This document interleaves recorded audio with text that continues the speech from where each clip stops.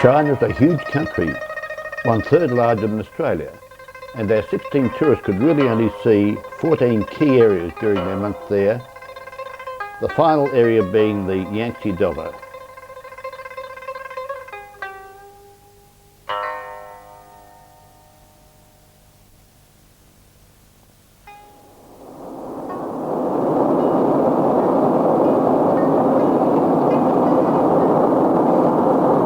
Leaving Beijing on an early morning 2-hour flight to Nanjing, an unusually clear day gave a superb view of the countryside en route.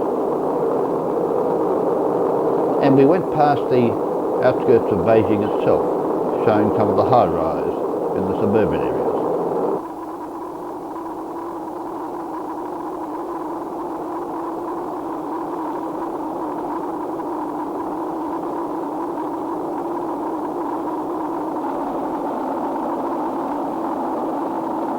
All available land seemed to be heavily cultivated, and of course in a city so demanding in terms of population and food, this would have to be the case.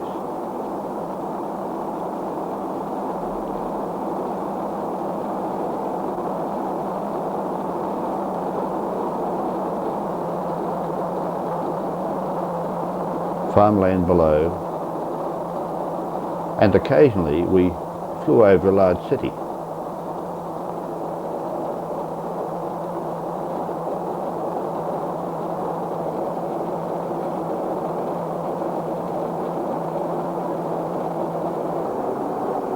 Aboard our plane, a new Boeing 737, quite luxurious after some of the ones we have been on. There's the panda, advertising the forthcoming Asian Games in Beijing, and of course it's now breakfast time.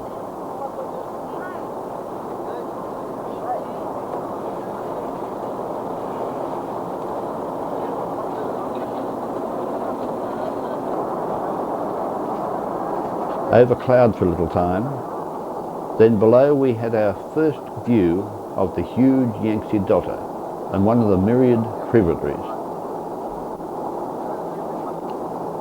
There were paddy fields everywhere in this very fertile soil at the mouth of this huge river.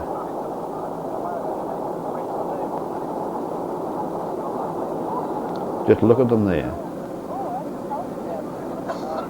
Rice everywhere. But we now cross the Yangtze itself and approach a smoggy Nanjing.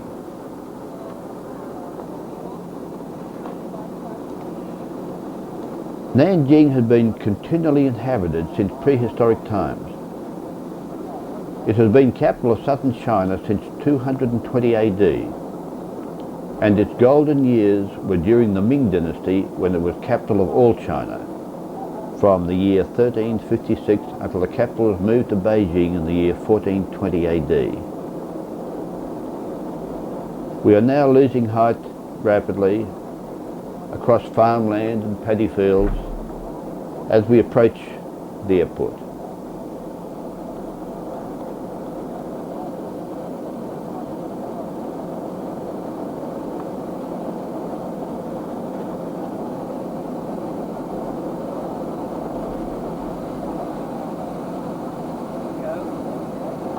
We are now on the ground and have reverse thrust to slow us down.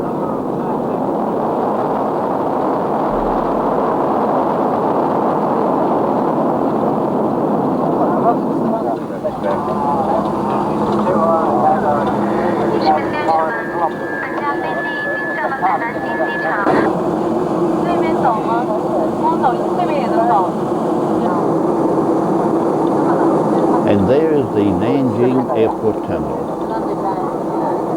where we will board our coach and head into town.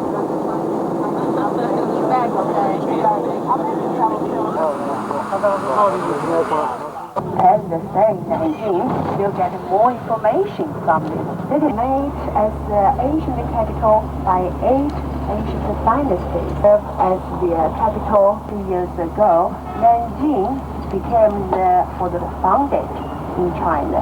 Ming means brightness, brightness, that's Ming dynasty. And in 1851, the largest peasant movement happened in China.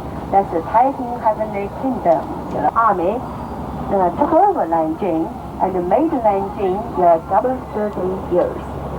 And he began to build the Forbidden City in Nanjing. The Forbidden City in Nanjing was totally destroyed in Qing Dynasty. You see the small park, and this park is occupied by elderly in the morning, but after nightfall, and they are taken over by sweethearts.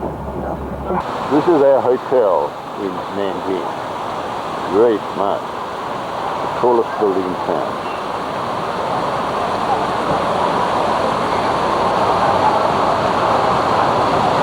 Nanjing is the city of 5 million people, capital of southern China. Quite an elaborate foyer. Typical American style luxury hotel, built for the booming tourists expected in China.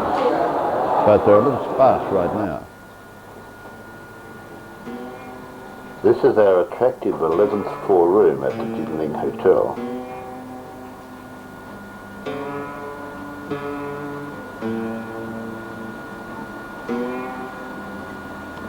The outlook gave way to a more attractive scene, Chinese style.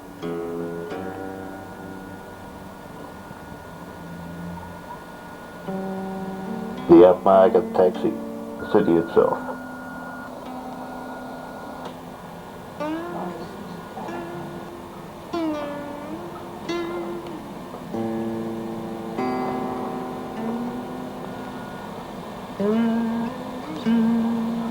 Day and a half here, and there's a lot to do and see. And I'm sure we're going to do it all. The program to me looks pretty cool. And the last year, and we could start by the stone carving. We are now travelling across town to see the tomb of the first Ming Emperor, Zhu Yuanshang. Dating from 1390 AD, it was destroyed during the Taiping Uprising in 1852.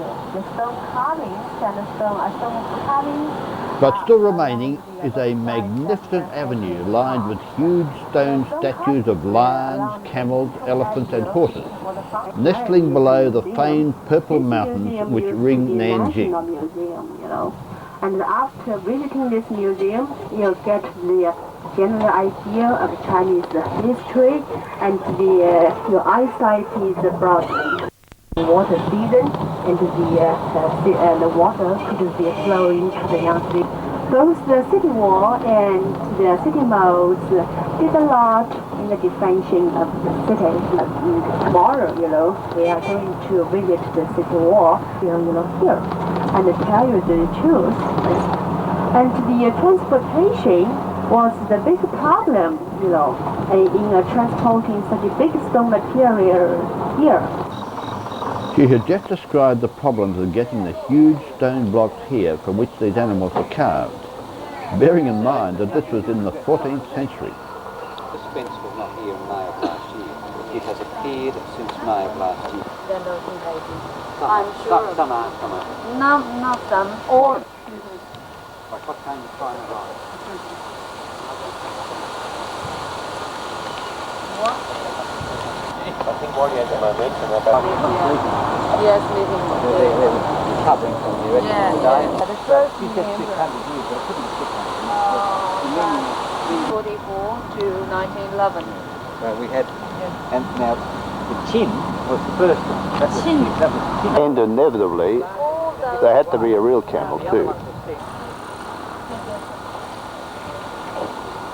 Not very impressed with it all, I don't think. What, did we go and jump on it? No? The camel didn't seem to like Terry's idea very much either.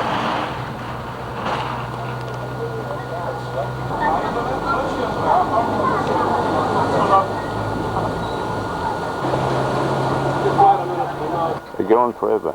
Big animal, Bishi, head of the dragon and the tail of a lion. Body of a fish. Body of fish, yeah. Body of the And it should fish. be antelope. Horse. There you go. He's standing up.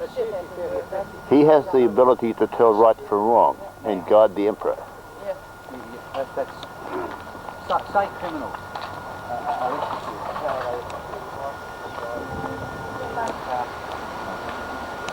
Back to the coach. Soon we have our lunch in this hotel. After lunch, we continue sightseeing in eastern suburbs. Lunch at the Dongjiao guest house number 5. By the reaction. Just look at this. Being galloped and goodness knows what on the cement outside. And over there, chickens or ducks or something. Still alive, but obviously leg tied, ready to be worked over. These huge carp being gutted here didn't really put us off our meal. They're quite delightful when they're baked.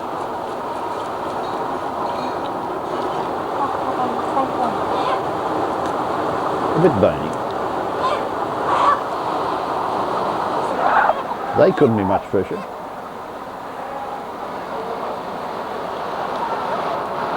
Even the locals seem to find this interesting. What is this? When the tortoise puts its neck out, it gets its head chopped off. But he won't put his head out for it. This one was too smart.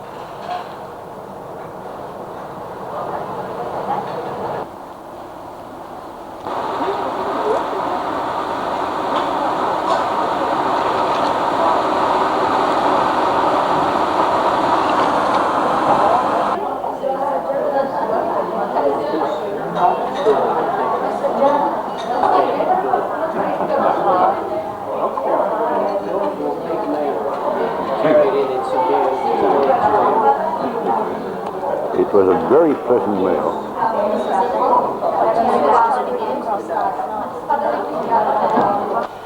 Back to the coach. A mountain. This purple mountain is carved with the purple shell. When the sun passes the radiant sunlight, it reflects the purple light. You are loyal to Buddhism. You go to the temple to worship Buddhas by burning incense. The Sun Yat-sen Memorial lies at the southern foot of the Zhongmao Peak in the eastern Purple Mountains on the outskirts of Nanjing.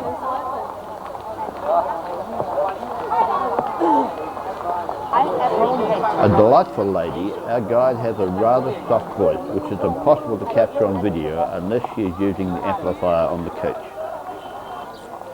The man regarded as the father of modern China by both the communists and also the Kuomintang, who are now in Taiwan, died in Beijing in 1925, leaving behind a very unstable Chinese republic.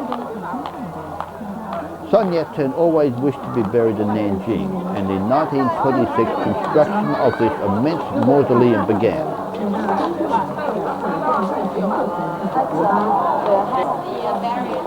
The tomb itself lies on the mountain slope at the top of an enormous stone stairway, 323 metres long and 70 metres wide. Temple near Fragrant Hill is the western suburbs of Nanjing. From Nanjing, Dr. Sun Yat-sen died at the age of 59. At the foot of this stairway is a gateway of white Fujian marble with a roof of blue glazed tile. Like the colours of the mausoleum itself, meant to symbolise the white sun on the blue background of the Kuomintang flag. The communists have countered this by plantings of red and yellow flowers on the staircase to match the colours of their flag.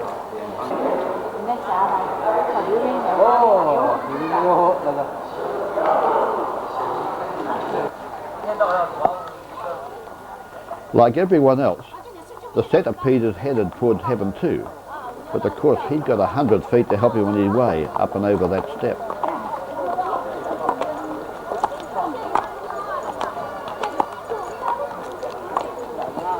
At the top of the stairway is the memorial ceremony chamber and a coffin chamber with a tablet inscribed with the 3 principles of the people, formulated by Dr. Sun himself.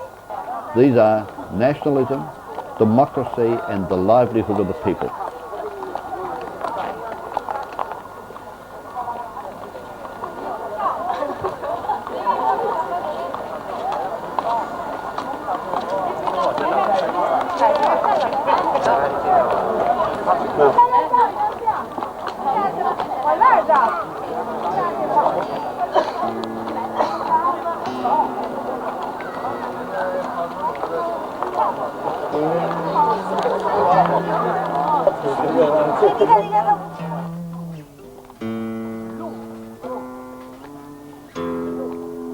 Inside the memorial chamber, the imposing statue of the seated Sun Yat-sen gazes at walls carved with the complete text of the principles for the establishment of the nation, a nationalist manifesto not supported by the communists. Unexpected in a rigidly communist state, but perhaps a measure of Dr. Sun's stature in the eyes of all the Chinese. No photography is allowed inside, but a peek through the door with the telelens gives us a quick look at his statue.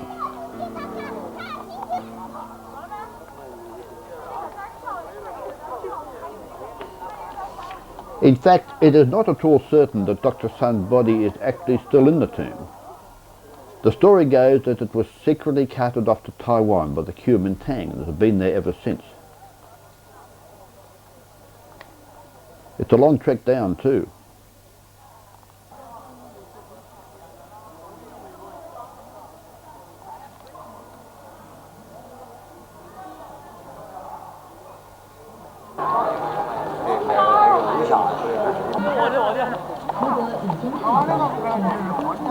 Another wonderful symbolic female Lan statue with Lan cub under parental control, firmly under her left foot.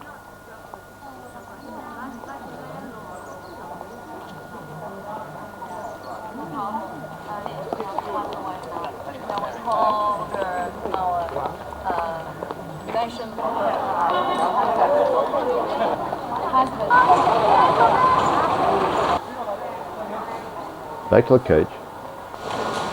Now this is the Meiling Palace, a delightful presidential residence on the outskirts of Nanjing.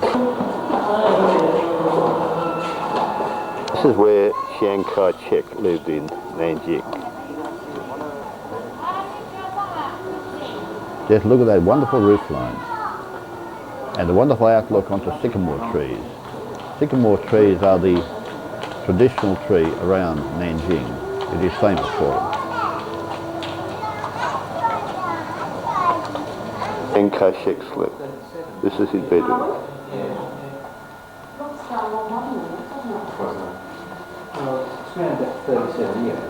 And that's his wife, Madam Chiang Kai-shek.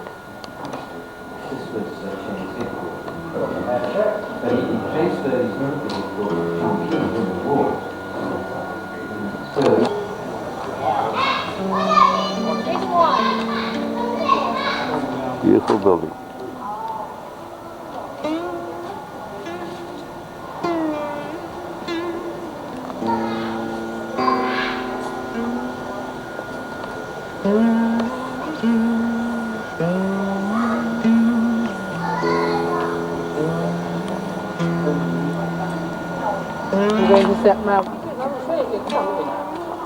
Now the Jiangsu Provincial Museum, one of the most famous in China.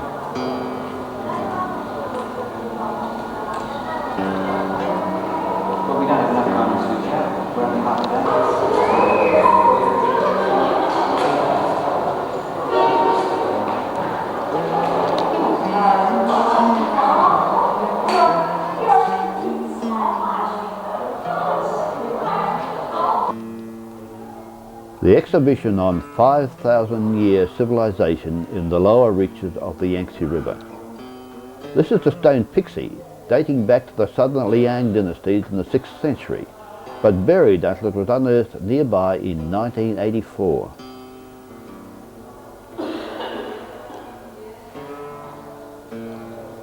This is the exhibition of Peking Man. Its actual age is uncertain, simply identified as Homo erectus pekinensis of early Paleolithic age. Unfortunately, I was now to find that further photography was banned.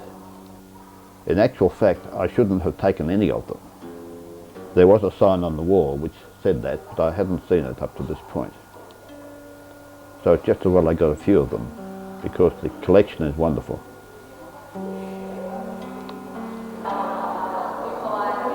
So out we go.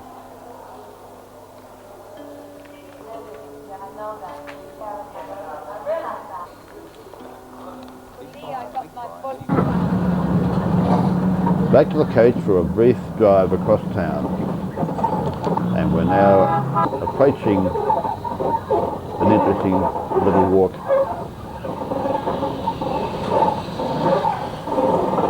Back into Okay, the here we are. remoter parts Okay, please of get the a city. bus at 4:30.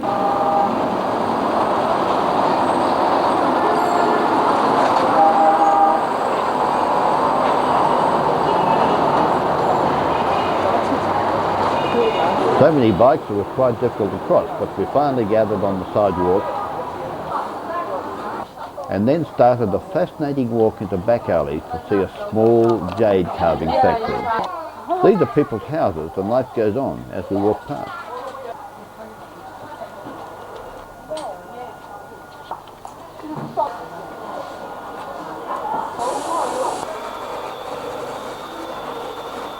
And some excellent views of the rooftops from the first floor balcony of the jade carving factory.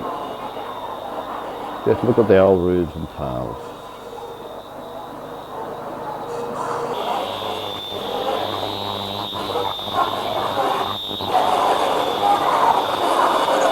Although interesting, this is not a really top quality establishment, but it gives us some idea of what goes on in the carving of jade. Basically, jade carving seems to involve the grinding away of jade to make various patterns and shapes. Polishing them with a toothbrush afterwards seems to be the hardest work.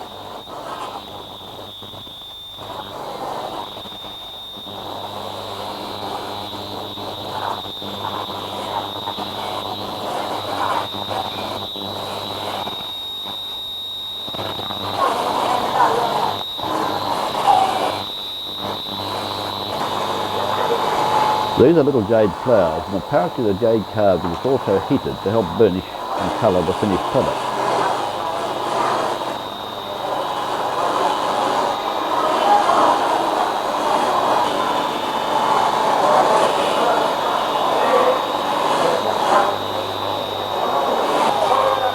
This apparently is their pride and joy.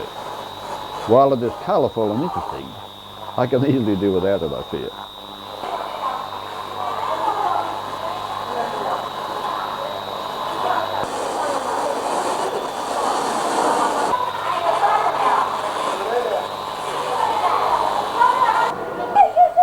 Back down the alleyway to our coach. This is surely the epitome of home carpentry, no power tools here.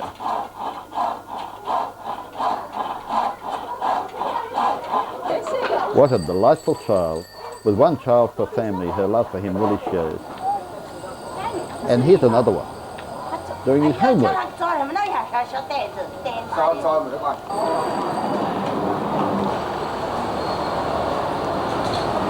A grape vendor, and then the bicycle parade. Absolutely wonderful.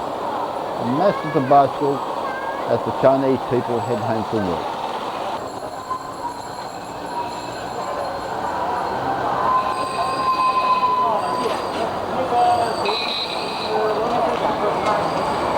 Just look at him.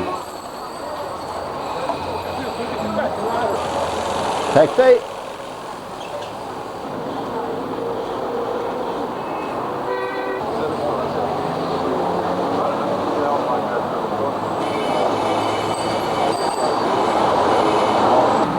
It's getting late and a little light rain is starting to fall, so some of the bicycle riders have got their ponchos on to make the sight even more colourful.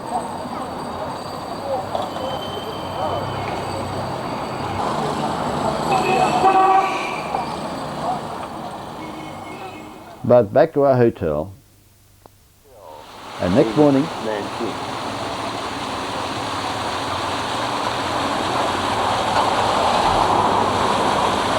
Garden at the Jingning Hotel. Most beautiful pool and hanging gardens, most attractive.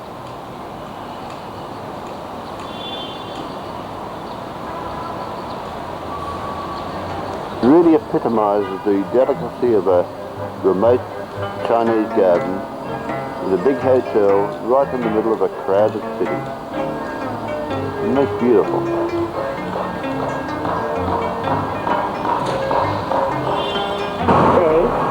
Today, it's just south of the city is left as an open area. In the past, every time when the Nanjing was taken over by the enemy troops, and our city wall is not in well shape. In Chinese history, and most of it reflected a lot by his counselors and subordinates. Fourth son, father. We're now on our way to the city wall at the Zonghua Gate. The eldest grandson. The broken pottery, that broken pottery is the treasure, family treasure for several generations. The Nanjing city wall.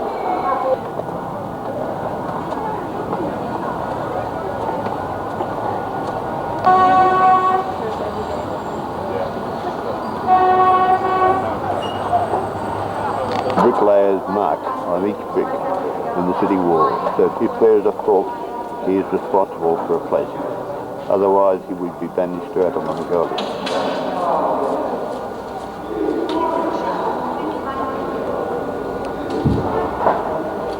The inevitable shops, of course, in the passageway.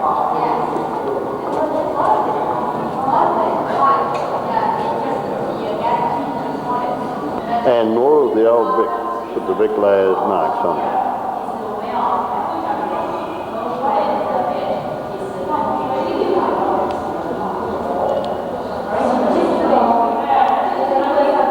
Cannonball. Old original cannonballs.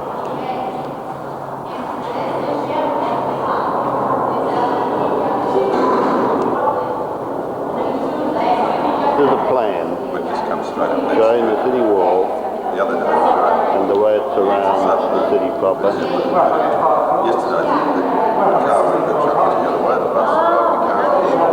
Gate.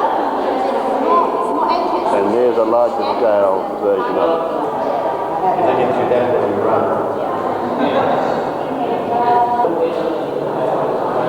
What's that bike? The longest city wall ever built.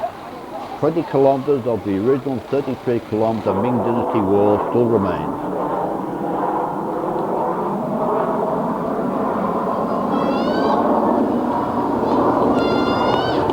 From on top of the city wall, we look to the river and the bridge, which virtually serves as a moat, and the smoggy city beyond.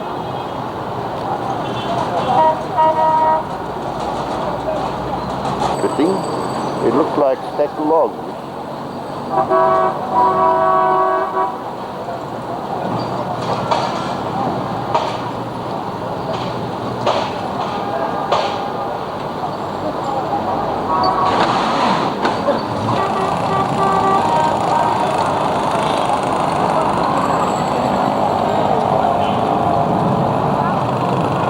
Wonderful scenes of the city.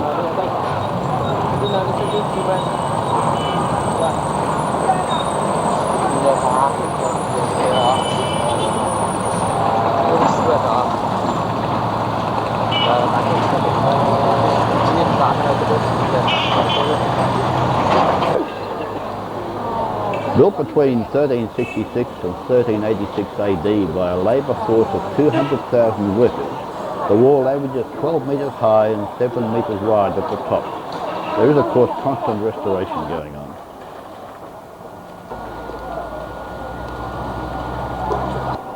This is the roadway through the city gate.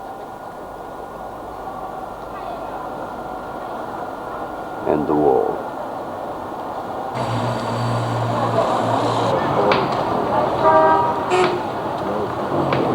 The bicycle does almost everything.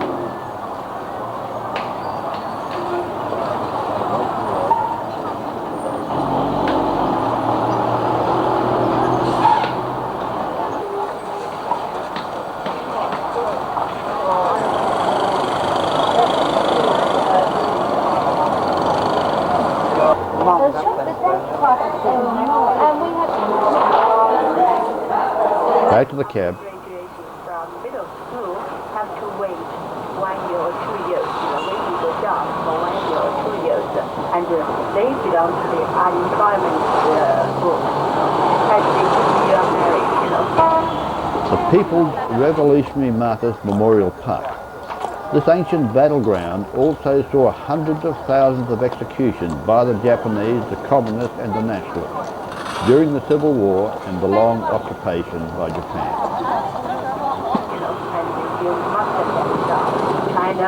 Back in the coach again, on our way to a fascinating place. So that's the difference. Oh, we understand. Sorry. Say, oh, that's it. We understand. So, and in this area, and we could see several very interesting buildings. Each building has the history. The Fuji Miao, or Confucius Temple, with its adjacent shopping centre and free market, features a mixture of Ming and Qing architecture. Originally built in the year 1034 AD as a place of sacrifice, it has been destroyed by war and rebuilt many, many times. It's a bit gimmicky, but most interesting too.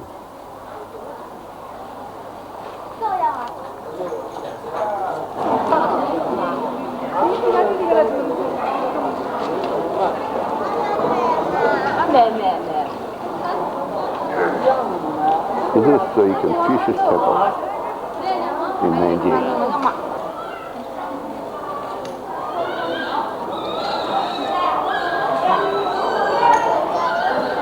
Fresh delivery, and another truck just arrived.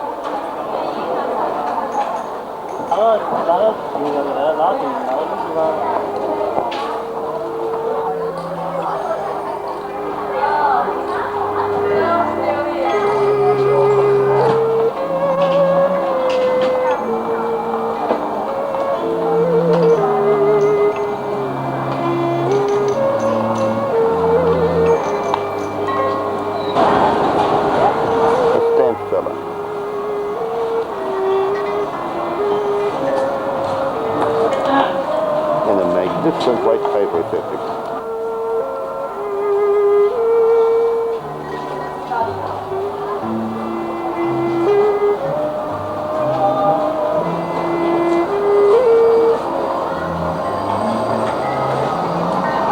Geranium.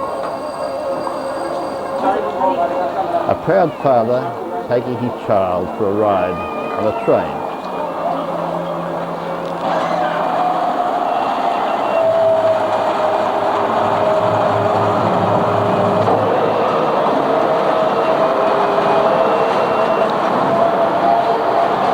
It's a fun fair too.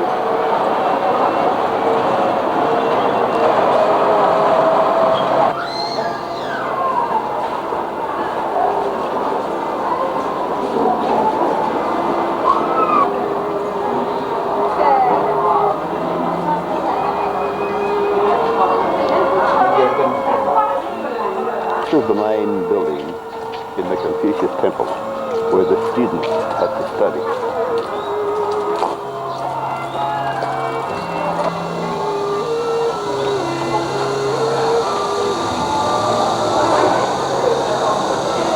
Superb Chinese architecture.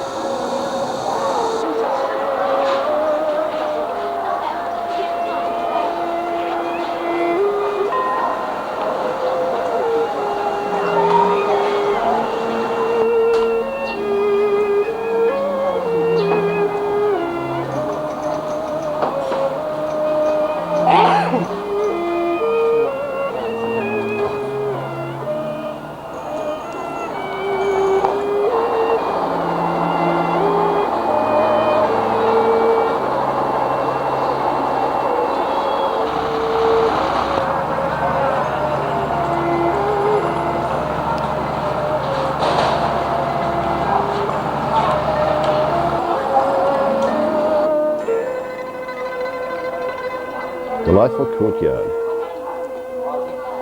into the main temple area. The traditional staircase leading up to the forecourt.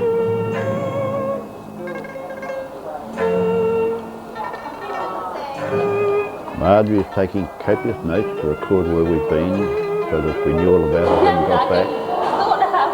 These are the rainflower pebbles. important to Confucian teaching.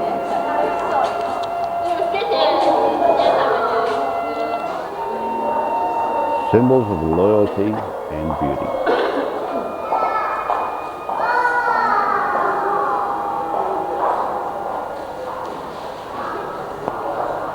And a wonderful collection, and outside the story about it. Sitting by the side of the Qinghua River, the Confucius Temple in Nanjing was used for offering sacrifices to Kong-Fuji in the ancient years. It was first built in early Jin-Yu period of the Northern Song dynasty in AD 1034, and in 1937 it was destroyed by the Japanese invaders. After liberation, the government of Nanjing municipality began to rebuild, and it was all completed in July 1986. That's what the sign says.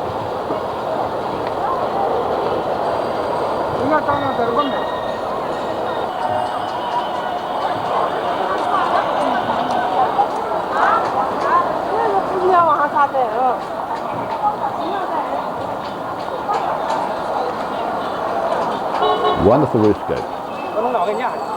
And out in the main drag we see the passing parade.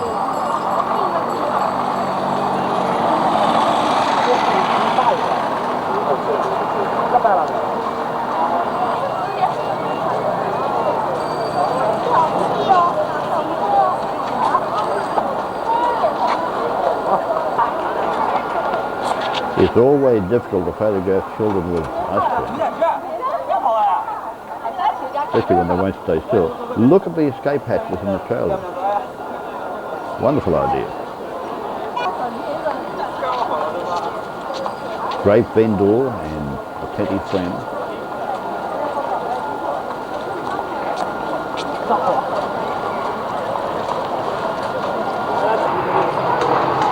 And this is the waterway just in behind the temple. The whole of Nanjing is quite low and there's water everywhere.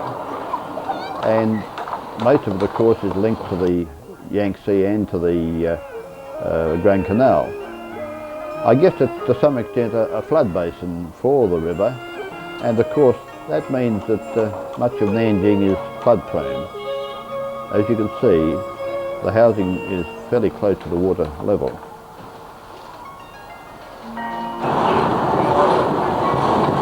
And we are going to the model room. Building of the Yangtze River Bridge in 1968 allowed direct train access from north to south for the very first time.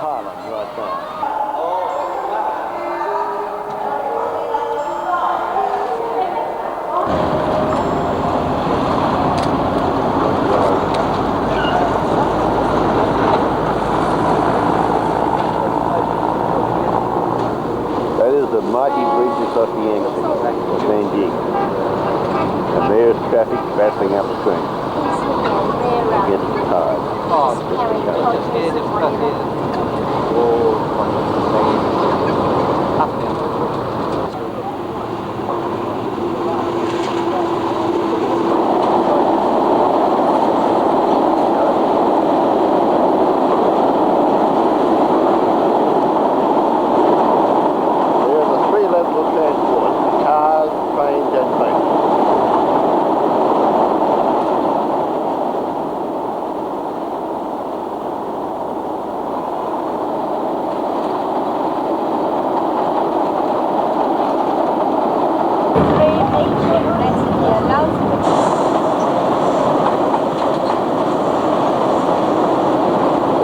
In the other direction.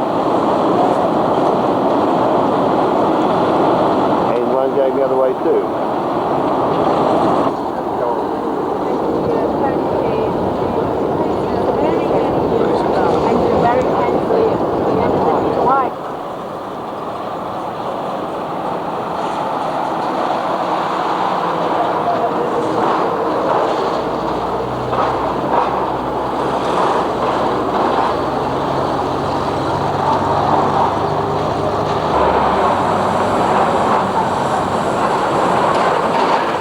Traffic across the Yangtze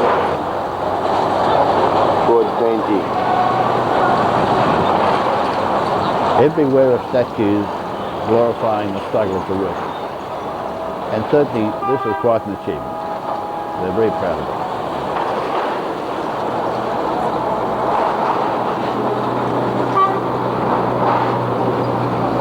There's quite beautiful parkland below the island of the beach. Leads to the river.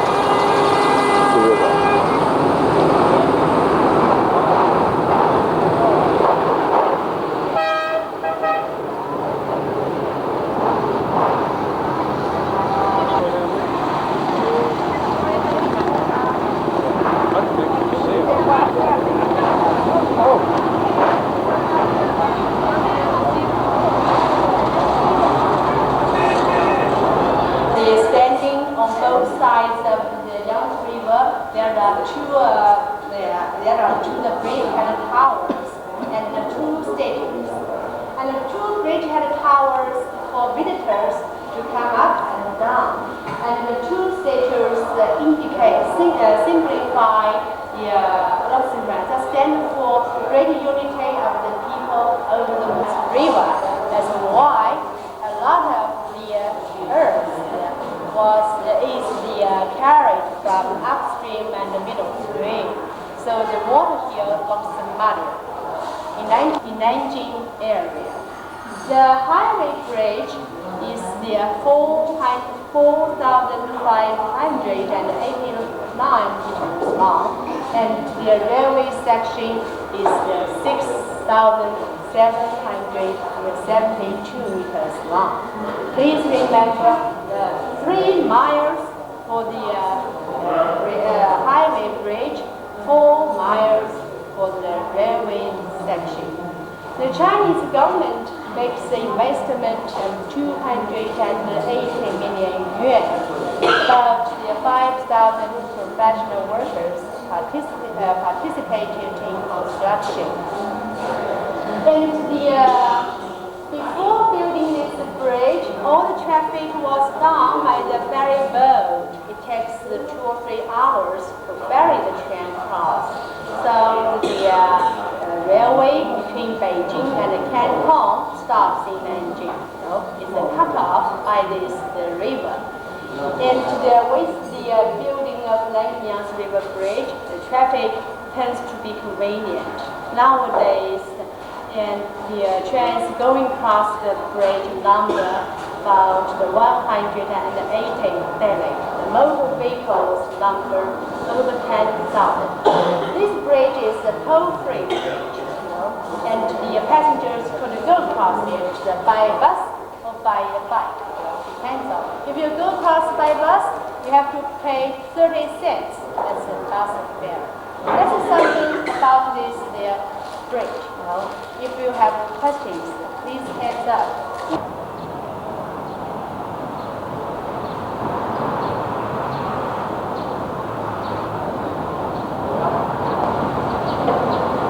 We take our coach across the bridge and back. When relations between Russia and China soured in 1960, the Russians took all the design drawings home with them. But more than 9,000 Chinese workers built the bridge in 8 years, using their own design and construction expertise, struggling against the strong current and difficult pier foundation problems of the Yangtze. One of the greatest bridge construction achievements of all time, the Yangtze River Bridge, was the catalyst to make Nanjing a thriving centre for China's large shipbuilding, heavy engineering, chemical and petrochemical industries.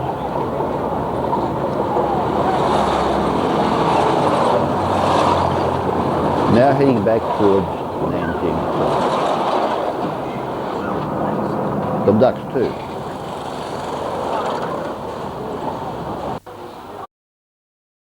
Built in 1382, the drum tower has a 6-foot diameter drum to mark the change of watch and to warn the city of impending danger. Plus an ancient giant stone turtle carrying a stele, telling of a visit by the Emperor Kangxi during the Qing dynasty. Its upper floors now house a fine exhibition of furniture and furnishing. There's the turtle with the tablet on his back.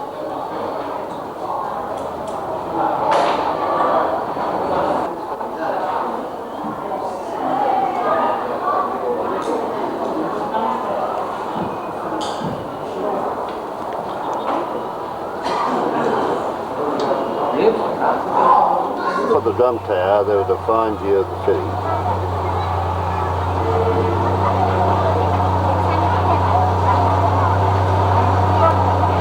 And beautiful sycamore trees too. But inside, wonderful furniture. Enamelled, carved wood furniture, inset with marble. And lots of wonderful artifacts.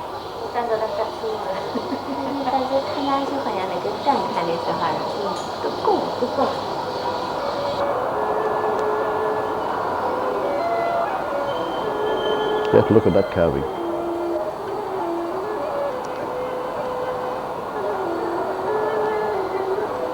Fine pottery and jade carving too.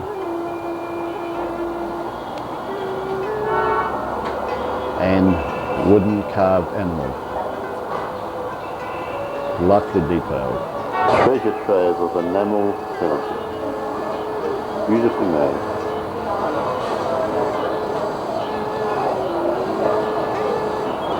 And of course the fat Buddha.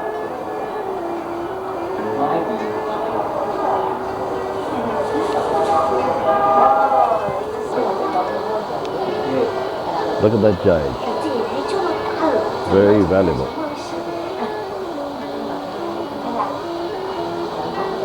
And beautiful furniture. But back to the coach, where we see the proud father.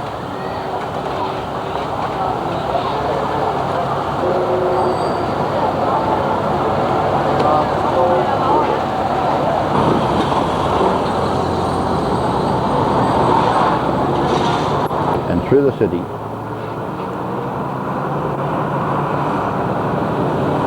where just beyond the city wall is Xuanwu Lake, a group of shallow man-made recreational waterways with delightful gardens and parkland. The northeast direction, and the Xuanwu also means the black dragon. Years ago in the past, the water used to be connected with the Yangtze River water. Yesterday the black dragon, maybe today the Yangtze River crocodile. Royal garden, and the emperors used to review their navy. The time is limited. Just look at that. Here for picture taken. This is a children's playground.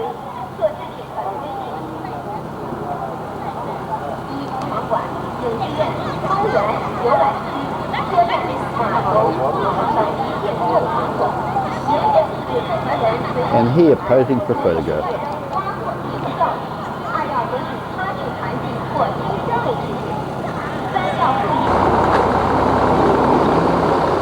The other side of the lake is a pagoda.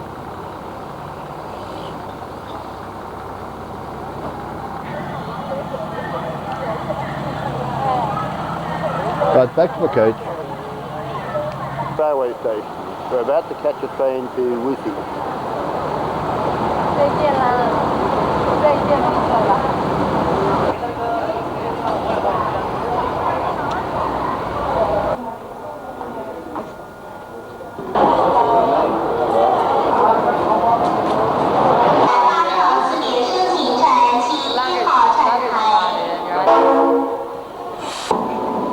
It was a long train ride of more than 3.5 hours to Wuxi, where we arrived well after dark.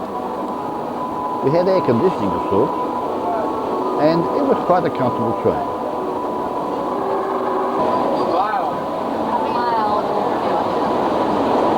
Early morning from our hotel at Wuxi, the lake outside was fogged, but very beautiful.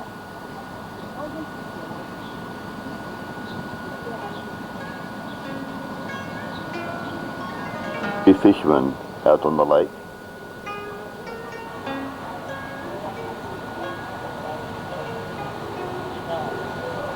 Very pretty lakeside villa. An old alluvial tin mining area, Wuxi was originally known as Yangtze, meaning with tin. All the tin was mined by 1925. The name change to Wuxi now means without tin. a place. It's called Huqiao. Actually, stop there and take a 2-hour bus ride there. Midday, but there's still quite a lot of action out on the lake. Boats plying their trade, fishing, tourism. Especially in the autumn, October, and when this lake open for the fishing, because now is we say it's closed for fishing. Nobody. So I think fishing season comes. There are the fishermen checking and moving their reed-shrouded crab pots. They are a great delicacy here. So they just come in for the fishing, stay in the lake for 1 month. So they're more tasty than those seawater crabs. As I can give you the samples, like why the people, how the people like that sort of crabs. I think, 10 years ago, I mean, so we had inflation now. I think the crabs, the price for the crabs was only 1 yuan for 1 pound. It's a big bay now. So they are digging out sort of weeds 5 and miles from the actual ocean. they mark something, I think. There they are, checking, emptying and They relocating look their soggy, crab but pots. a very pleasant walk around the lake in the rain. Lake Tai is the 4th largest in China, about 2,200 square kilometres in area, but nowhere more than 10 feet deep. The lake is really part of the Yangtze Delta system and is prone to severe flooding, but apparently a wonderful place for crabs. There's another crab pot coming up as he checks and empties it into his net and then puts it back in the water.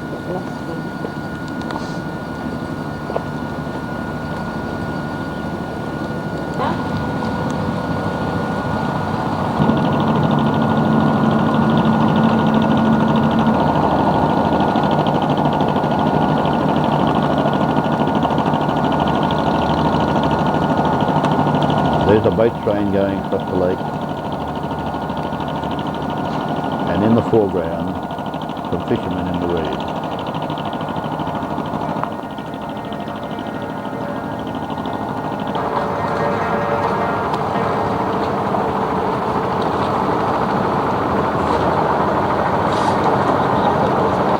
A silk spinning factory. Silkworm cocoons in a basket at the door of the factory. Of operation, sorting the good cocoons from the rejects. This is very, very important because only some are suitable for spinning.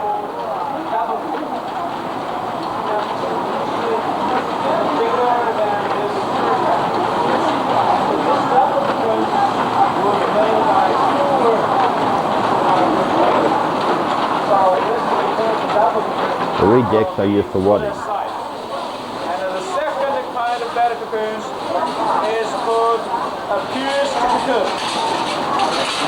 A pierced, yes.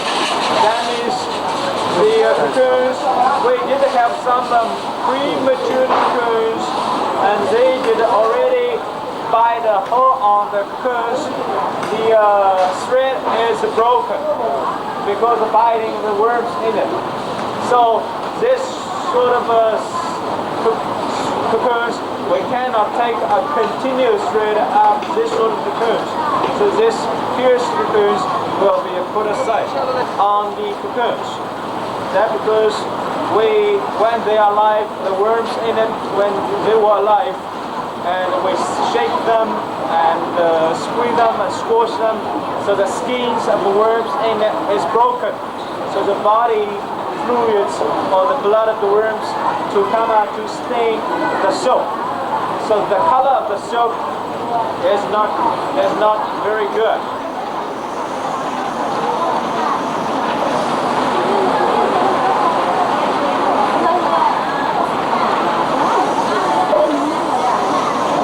There they are sorting.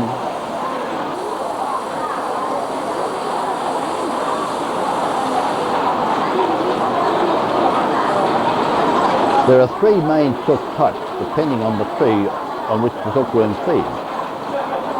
The predominant variety is silk from a worm feeding on the traditional mulberry leaf.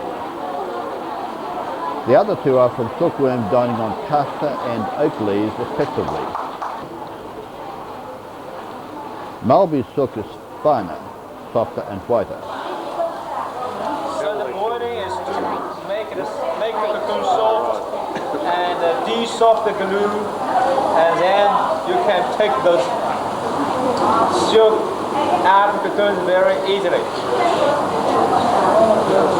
So to pick up, to find the end, you just take those outer cover up, and finally the end will come out automatically. And this thread, on average, is about 1,000 meters long. So one cocoon is made by a thread which is 1,000 meters long on average. Some is longer, 1,200 meters, some 800 years, but mostly is 1,000 meters. See that? As you know, this thread is not very much durable. You can see they're very fine, very thin. So in the next workshop, while we are taking them out of the cocoons, and we twist several strands into one thread, and in order to make it stronger from several cocoons. That is because the more threads you combine or twist together, the heavier the fabrics will be. So the temperature is about 99, almost to the boiling point.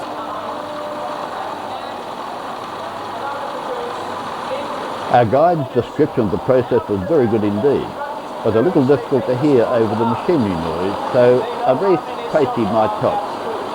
I spoke earlier about the three silk types, with mulberry being the preferred one. It's finer and softer and whiter. Castor silk is heavier and brown in colour, meaning it must be dyed. Oak leaf silk is only suitable for wadding because the glue binding the cocoon cannot be readily removed, unlike mulberry cocoon glue, which is readily dissolved in hot water. There are also 5 crops of cocoons each year, between May and October. As you saw, damaged cocoons are rejected and any live worm quickly killed to avoid risk of staining the silk by its body fluid. The glue is then removed by immersion in near boiling water.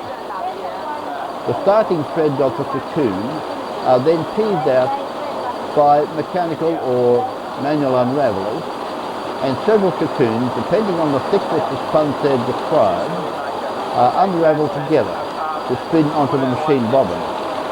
Here you see the silk being taken up from the teasing device, the multi-threads sorted out, and the individual cocoons then enabling to be unravelled separately. The operator then puts all the lead threads to one side, so that she can later take up as many individual threads as she needs to give the required spun thread thickness when transferred together to the bobbin. Here she is joining threads to feed onto the bobbin.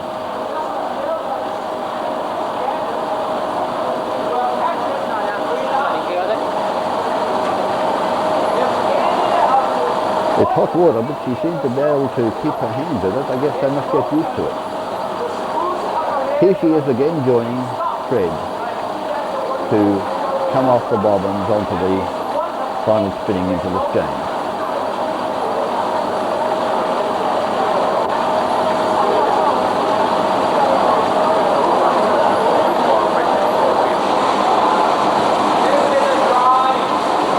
And here the silk thread is spinning into complete skein.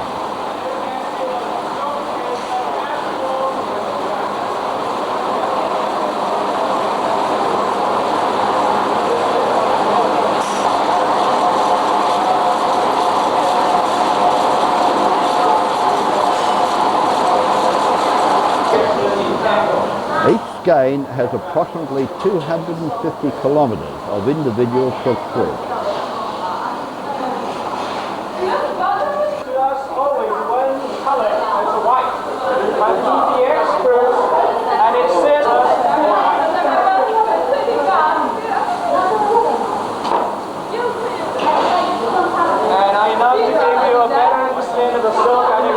give you some figures. And we see there are 5 schemes. One of these, yes.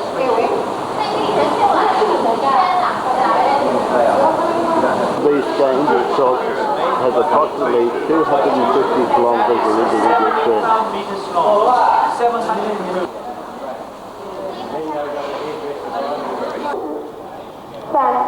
We're now going to see the pattern making and weaving process. First, here is the pattern making. The patterns are woven according to the cards beside the machines. So this is, you come in please, yeah. So here they are making the patterns. First the design for machine to read. And usually this sort of paper can last for 3 years. So they went up and they put them back into the library. So if that pattern is still well liked by the people, and they make a copy. And they are not very any more popular, and they will put in the library and they create new designs.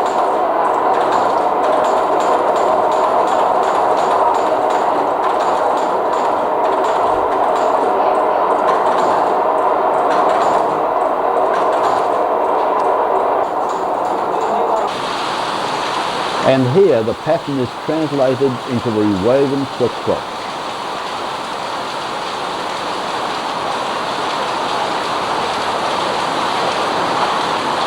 Green and red seem to be the predominant colour they're weaving here today, but with white silk patterns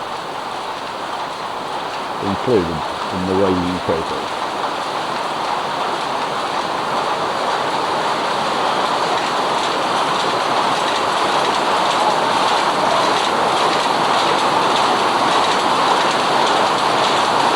Just think of all those millions of hard-working silkworms.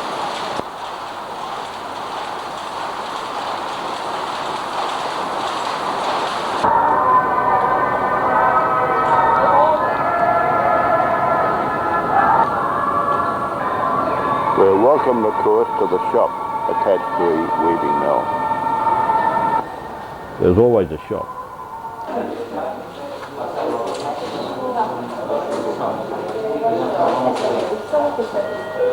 And a little bit of synthetic impulse buying music too.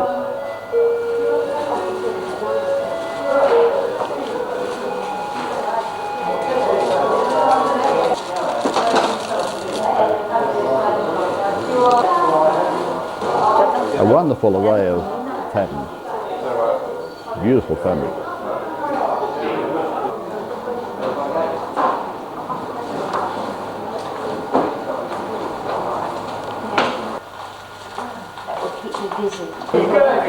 These full silk blouses were tremendous buys. About $30 a straight in each.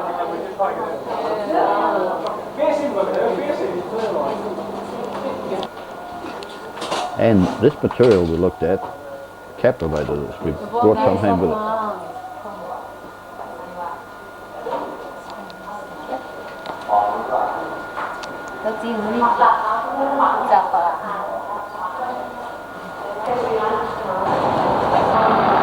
Back on the coach, a quick trip across town, and we're now walking up back alleys into the free market.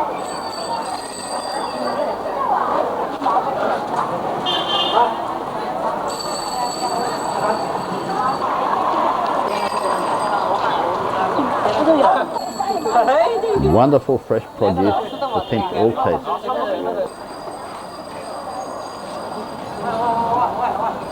And this is the market proper.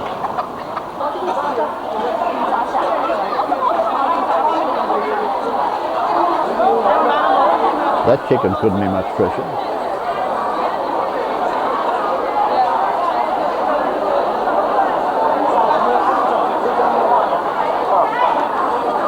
Fascinating vegetables and produce of all sorts. I don't know what they are, but they look great. Chestnut. Yes, chestnut. I don't know what they are though.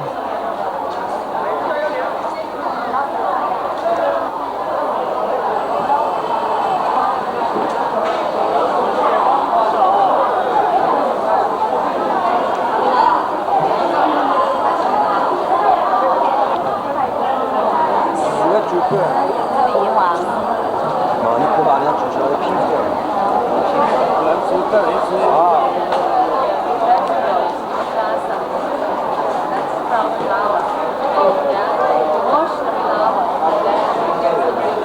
I don't know what they are either, but they look great.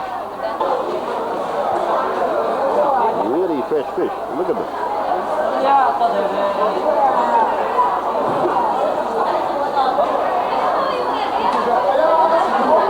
The video camera was quite welcome. They enjoyed being photographed.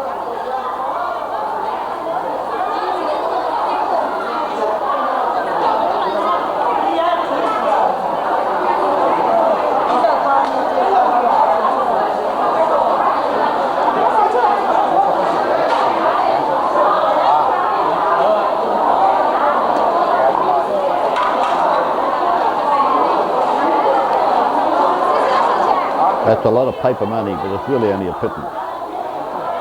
They were very cheap.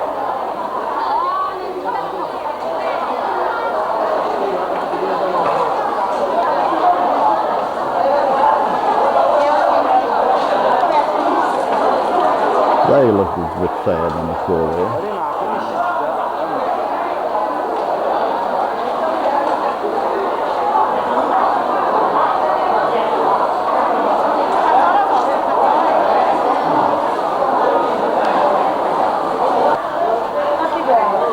Lovely fresh shrimp.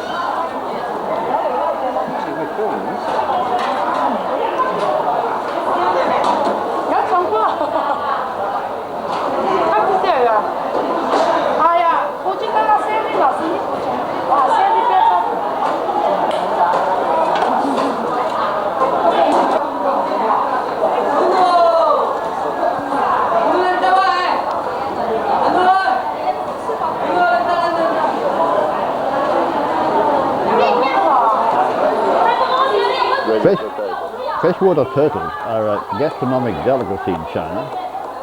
Taste somewhere between chicken and frog, so they say.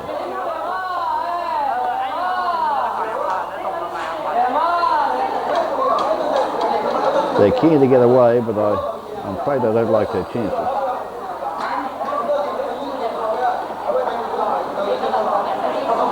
They put their neck out like that, they'll certainly get a shot though.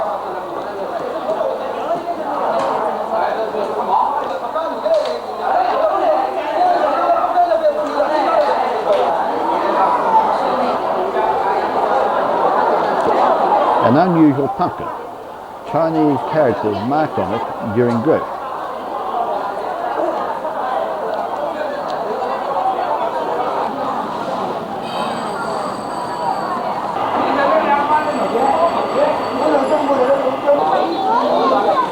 A tiny koala doll for a surprised little girl.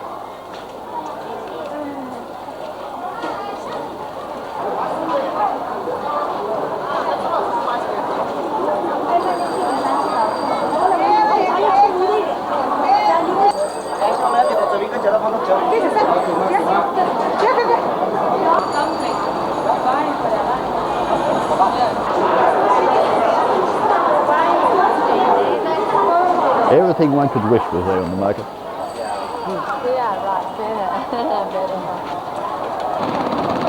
Finally, a stroll to our ferry for a fascinating 5-hour journey down China's magnificent Grand Canal to Suzhou. But that will be in our next video.